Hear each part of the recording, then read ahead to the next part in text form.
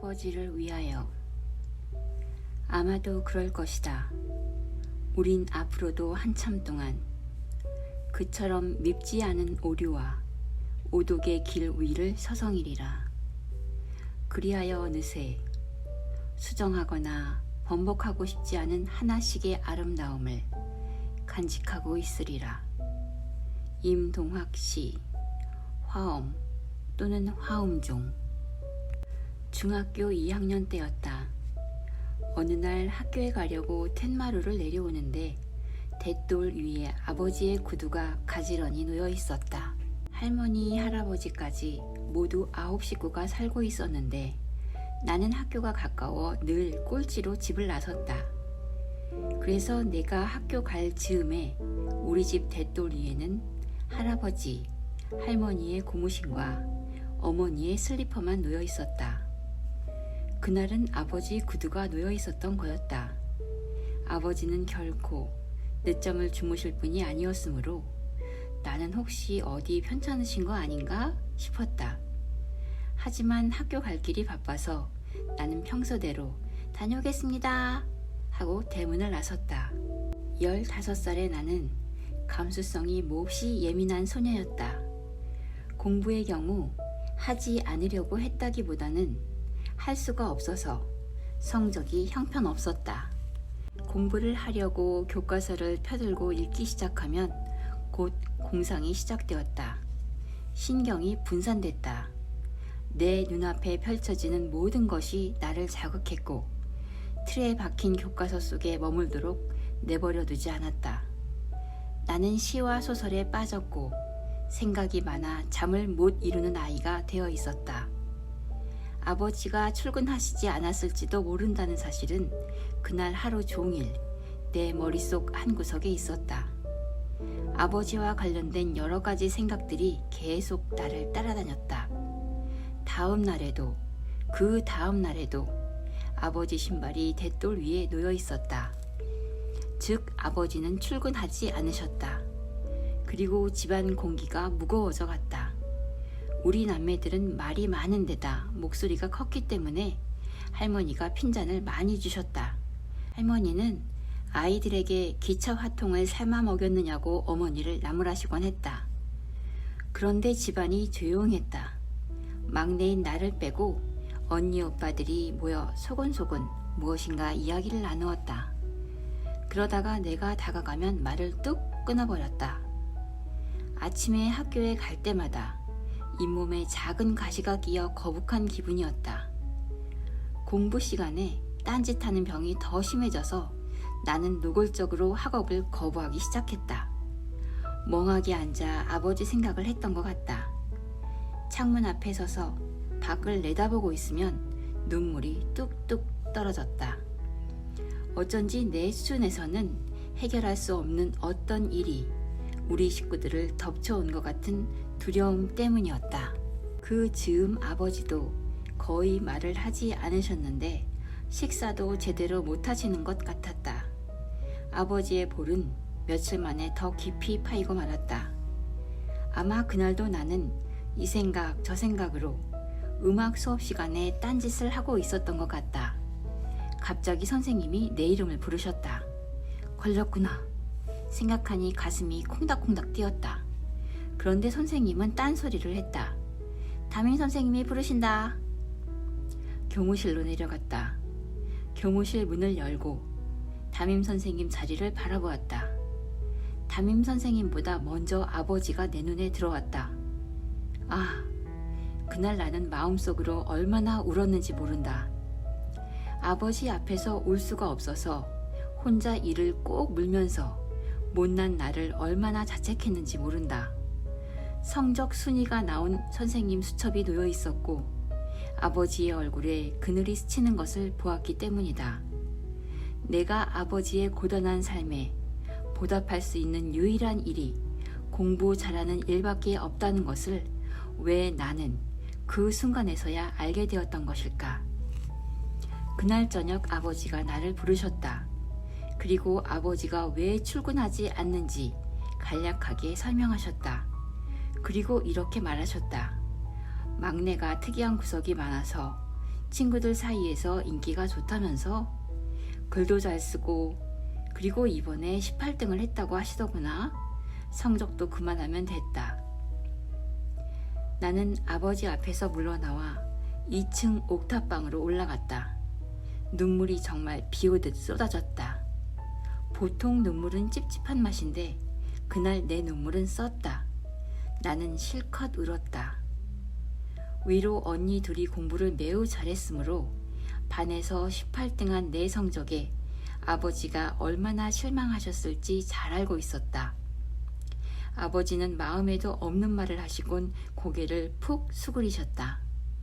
아버지는 다음날 출근하셨다. 아버지에게 맞지도 않는 체육 분야로 발령을 받았는데도 어쩔 수 없이 출근하셨던 거였다. 그 다음부터 더 이상 내가 학교 갈 때 대돌 위에 아버지 구두는 놓여있지 않았다. 모든 것이 평상시대로 돌아왔다. 다시 집안에는 활기가 넘쳐 흘렀고 큰 목소리로 우리는 이야기를 주고받았다. 할머니는 우리보다 더 큰 목소리로 기차와 통! 운운하며 우릴 나무라셨다. 나는 성큼 철이 들어버렸다. 그리고 공부하는 아이로 변해 있었다. 아버지를 기쁘게 해주고 싶다는 강렬한 열망이 나를 사로잡았다. 수업 시간에 소설책을 몰래 읽었던 아이는 과거가 되어 나의 낡은 대뇌피제 속에 숨게 되었다. 그 뒤 나는 모범생이 되었고 공부도 잘한 것 같다.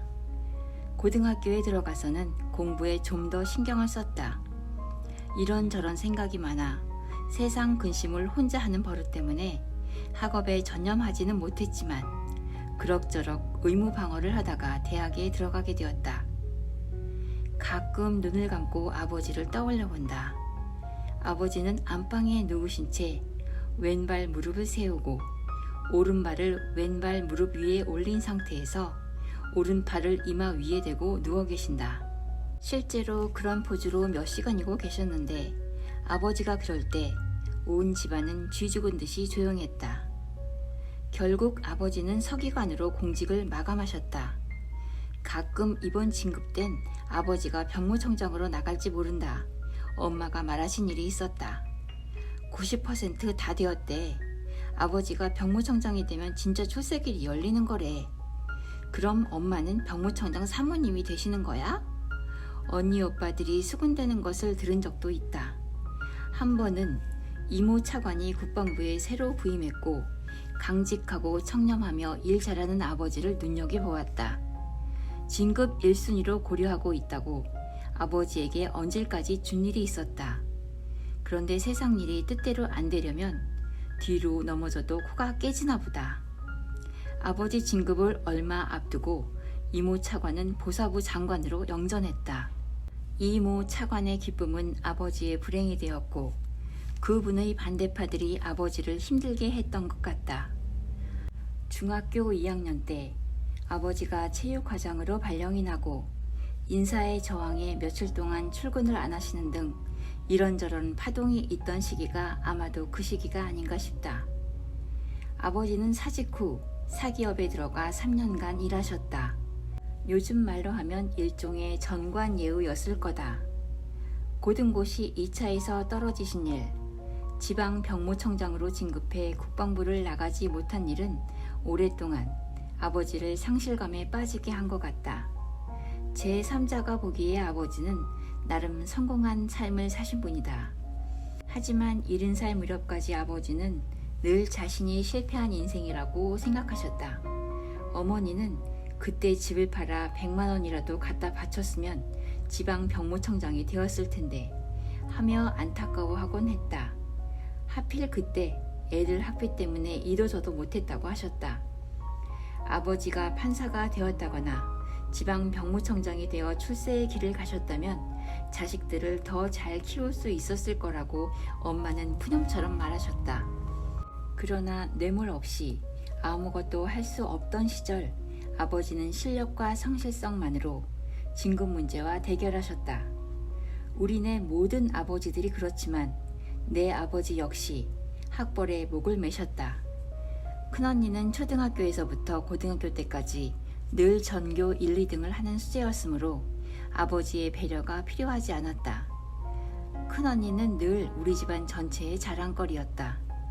우리 동네에서도 수재로 소문이 나서 우리 언니 이름을 대면 모르는 사람이 없었다.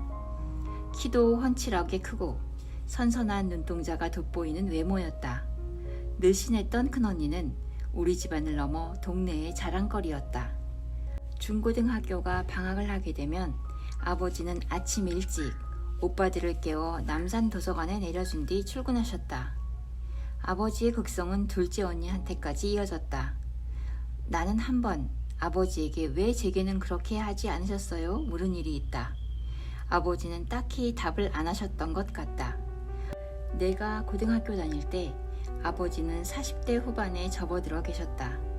나는 혼자 언니 오빠들을 지극정성으로 공부시키다가 지쳐서 나는 내팽개친 게 아닐까 생각했던 적이 있다. 둘째 언니는 명문 숙명여고를 거쳐 고려대학교에 들어간 것으로 보아 아버지 교육열이 주요했던 것 같다.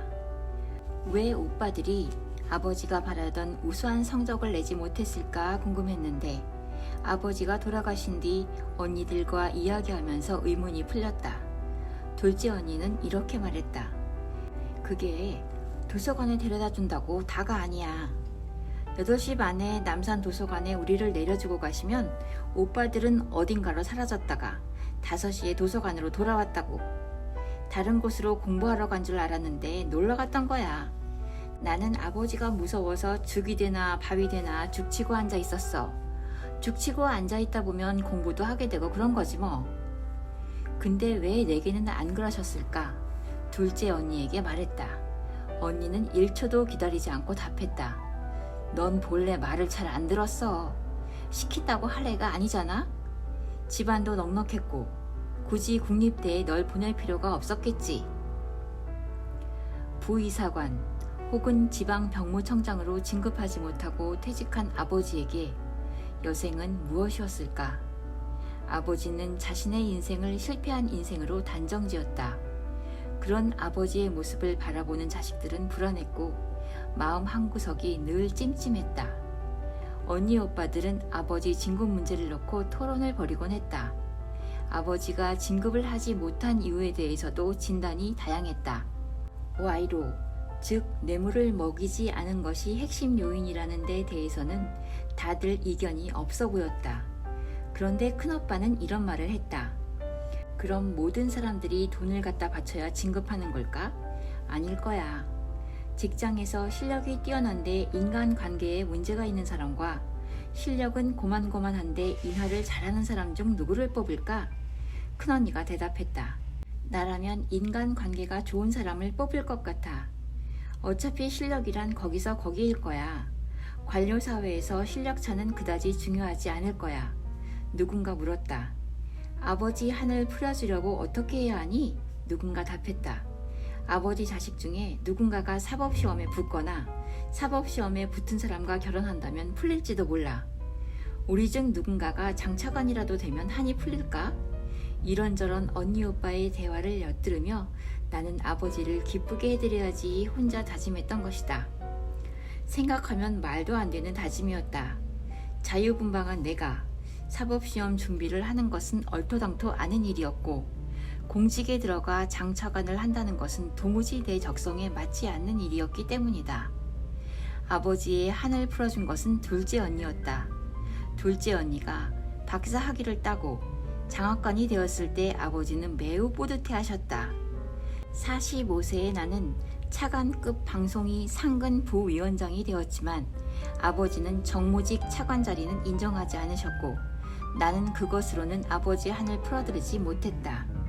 아버지는 80이 넘어서야 이런 말을 하셨다. 자본주의가 얼마나 좋노?